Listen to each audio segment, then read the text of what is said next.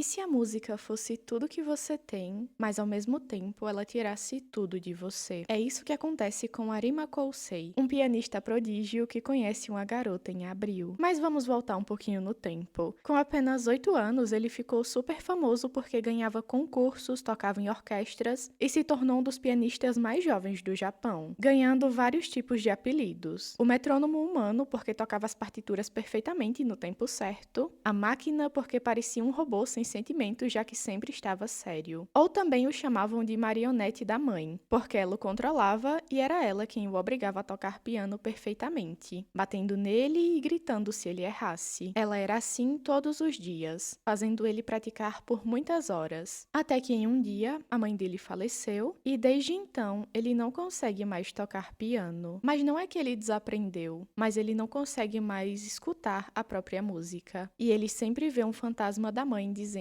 que aquele é o castigo dele. Mas as coisas nem sempre foram assim. Quando o nosso protagonista nasceu, a mãe dele, Saki, nem tinha a intenção de fazer com que o filho fosse um pianista. Ela gostava de tocar piano e sua melhor amiga, Hiroko Seto, também gostava. Mas como Kousei sempre ouvia a mãe tocar, um dia ele tentou também. E a primeira vez que ele tocou num piano, ele conseguiu reproduzir a música com perfeição. Viram que ele era um prodígio e começaram a ensinar mais coisas de piano para ele. No começo tudo era normal, era uma mãe amorosa ensinando o filho a tocar piano, tudo muito bonito. A forma como ela explica, eu vou chorar.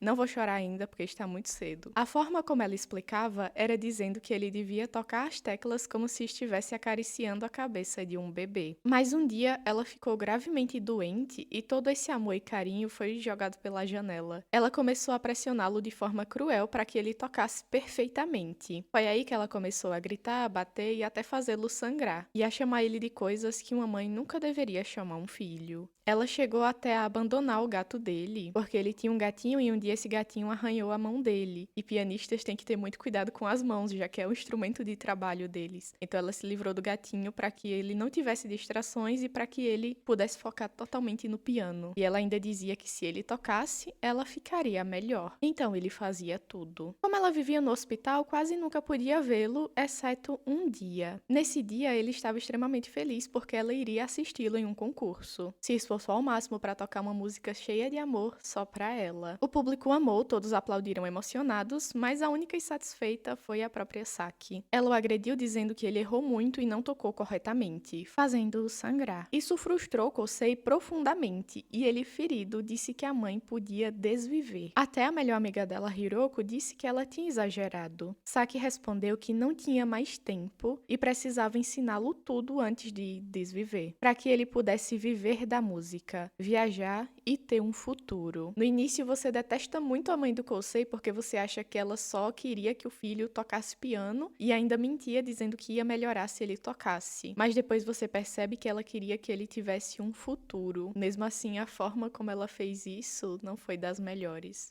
Enfim, depois que a mãe do Kousei se foi, ele achou que finalmente teria paz e poderia tocar como quisesse. Mas ao voltar a um concurso, sentiu como se estivesse afundando no oceano. Ele não ouviu o piano e viu o fantasma da mãe dizendo que era o seu castigo. Frustrado, ele abandonou o piano. Passaram 2 anos desde então e agora ele tem 14 anos e vive sozinho. Aparentemente ele tem um pai, mas o pai nunca aparece e só manda dinheiro para que ele consiga se manter. Mesmo assim, ele não está totalmente sozinho. Tem os vizinhos e a filha deles, Tsubaki Sawabe, sua amiga de infância. Sempre estiveram juntos e se consideram irmãos, mas obviamente não é só isso, Tsubaki gosta do Kousei. E ele também tem outro amigo, Ryota, que é atleta e muito popular entre as garotas. Num dia de primavera, Tsubaki pede para Kousei acompanhá-la para apresentar Kaori a Ryota. Kousei aceita e conhece Kaori. Para ele, ela brilhava. Ele se interessa imediatamente por ela, mas ela gosta de Ryota, então ele acha que não tem chance. Ele descobre também que Kaori é violinista e vai participar de um concurso. Inicialmente ele se recusa a ir no evento porque era um lugar onde ele costumava tocar piano, mas ele acaba indo. Quando Kaori toca, tudo muda. Ela interpreta a sua própria maneira, tão livre que a pianista acompanhante não consegue acompanhar. O público se emociona e ela avança no concurso por voto popular. Apesar dos jurados não terem gostado muito do que ela fez, as pessoas gostaram e por isso ela avançou. Ryota, ele é meio mulherengo e Kousei acaba passando bastante tempo tempo com Kaori. Ela pede para que ele seja seu novo pianista, mas ele se recusa dizendo que não consegue ouvir a própria música. Durante uma semana, Kaori e Tsubaki tentam convencê-lo de todas as formas possíveis. Até que no dia da apresentação, Kaori o convence com um discurso emocionante. Eles vão juntos e no início tudo vai bem, mas Kosei vê a silhueta da mãe e entra em pânico. Para de ouvir o piano, se descoordena e para de tocar. Kaori também para e decide recomeçar com ele. Ele volta a tocar e mesmo não ouvindo o que ele está tocando, ele sabe o que ele está tocando. Ele consegue acompanhar, mas é quase como se ele competisse com ela durante a apresentação. Eles agradecem, o público aplaude de pé, mas logo em seguida, Kaori desmaia. Aí nós descobrimos que ela está doente. E aqui nós começamos a acompanhar a trajetória de Kosei, superando seu trauma com a música e conseguindo expressar suas emoções através do piano. Ele reencontra pessoas do passado, seus antigos rivais, fica amigo deles, cresce como músico e como pessoa. E enquanto isso, Kaori piora. Ela tem uma doença degenerativa e acaba sendo internada. Mesmo doente, ela continua incentivando Kosei, pedindo que ele toque, participe de concursos e siga em frente. Há momentos felizes entre eles, mas a condição dela piora cada vez mais. Chega um dia que ela vai fazer uma cirurgia importante com chances incertas. No mesmo dia, Kosei tem um concurso. Inicialmente, ele não consegue tocar, mas lembra de todos que o apoiam e começa a tocar expressando seus sentimentos. Durante a apresentação, ele imagina Kaori tocando ao seu lado. É uma despedida simbólica, porque a cirurgia falha e ele perde Kaori. Mas ela deixou uma carta para ele. Nela, Kaori revela que sempre gostou dele, desde anos atrás, e que mentiu sobre gostar de Ryota para se aproximar. Ela viu Kosei tocar quando era mais jovem, porque ela tocava piano também. Mas ao ver a apresentação dele, ela ficou tão encantada que ela decidiu que tocaria violino para que um dia Kosei a acompanhasse no piano. Ela mentiu sobre gostar de Ryota só para se aproximar dele, e ela termina dizendo que o ama. Kosei continua tocando piano, Tsubaki promete ficar ao lado dele, praticamente já se declarando. O anime termina em abril, sem Kaori. Esse anime me destruiu um pouco porque ele deixou um vazio no meu coração, porque você vê toda a trajetória do Kosei, você vê que ele perde muitas coisas no processo, apesar de que ele meio que consegue superar, porém tudo é muito triste. Por exemplo, o Ryota, ele é mulherengo. E na carta, Kaori diz que ele já deve até ter esquecido dela, mas você vê que o Ryota tem uma foto da Kaori, então ele não esqueceu dela assim tão rápido. E o Kosei também, ele não tá completamente bem, e acho que o que mais me destrói é que Kaori nunca falou em vida que amava ele. Então ele sempre gostou dela e ela sempre gostou dele, e apesar deles terem vivido vários momentos juntos, eles nunca falaram que sentiam um pro outro. E eu detesto toda vez que eu falo desse anime porque eu choro.